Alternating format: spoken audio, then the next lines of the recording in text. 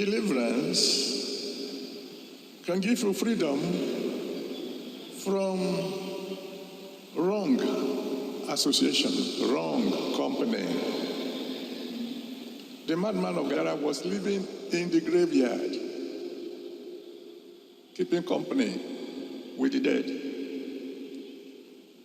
It will interest you to know that in Proverbs 21, verse 16, the Bible says that a backslider is living in the congregation of the dead. If you are backsliding, you are remaining in the congregation of the dead. Which is why when it is altar call time tonight, if you know you are backsliding, run away from the company of the dead. Come back to God. 1 Corinthians chapter 15, verse 33. 1 Corinthians 15, verse 33 tells us that evil communication corrupts good manners.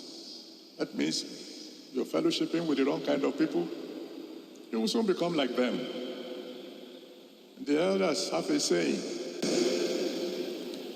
the sheep that is fellowshipping with dogs will eat feces.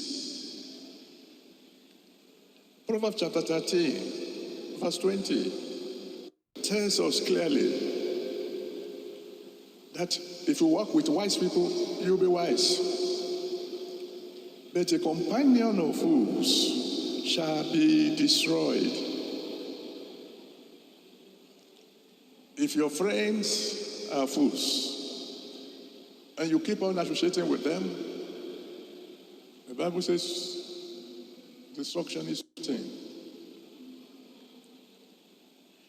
But deliverance offers you more than that. It offers you a restoration of your destiny. Before you were born, God had a plan for your life. He said, before I formed you, I knew you.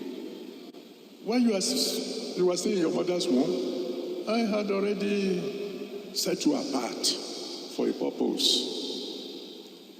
But there are many people come into the world and they deviate.